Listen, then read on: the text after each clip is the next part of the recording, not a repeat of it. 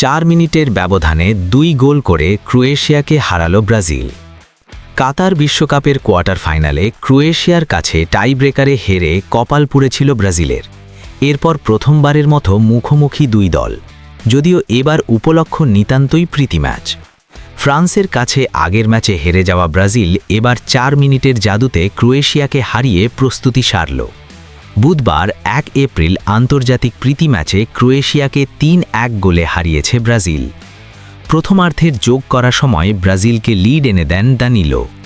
দ্বিতীয়ার্ধের শেষ দিকে লাভরা মায়েরের গোলে সমতায় ফেরে ক্রোয়াটরা, কিন্তু ম্যাচ শেষ হওয়ার আগে 4 মিনিটে ইগার থিয়াগোর পেনাল্টি থেকে করা গোল ও গাব্রিয়েল মার্তিনেল্লির গোলে বড় জয় নিশ্চিত হয় ব্রাজিলের।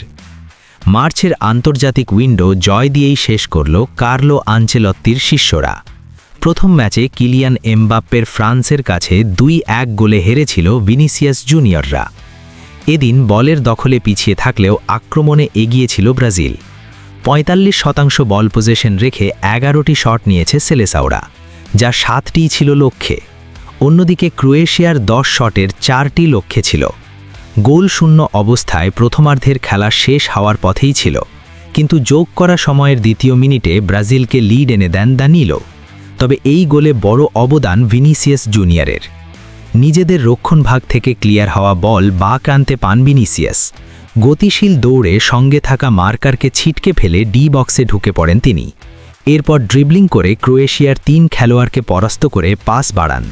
পেছন থেকে দৌড়ে ডি বক্সে ঢুকে প্লেসিং শটে জালে জড়ান দানিলো। ফ্রান্সের বিপক্ষে নিষ্প্রভ থাকার পর আজ ম্যাচ জুড়েই ক্রোয়াট রক্ষণভাগে আতঙ্ক ছড়িয়েছেন ভিনি। তবে 66 মিনিটে তাকে মাঠ থেকে তুলে নেন আনচেলত্তি। দ্বিতীয়ার্ধে দুই দলই সুযোগ তৈরি করলেও গোলের দেখা পাচ্ছিল না, কিন্তু নির্ধারিত সময় শেষ হওয়ার 6 মিনিট আগে গোল করে বসেন মায়ের। ম্যাচ তখন ড্র হবে বলেই মনে হচ্ছিল, কিন্তু নাটকের শুরু তখনই। 88 মিনিটে পেনাল্টি পায় ব্রাজিল।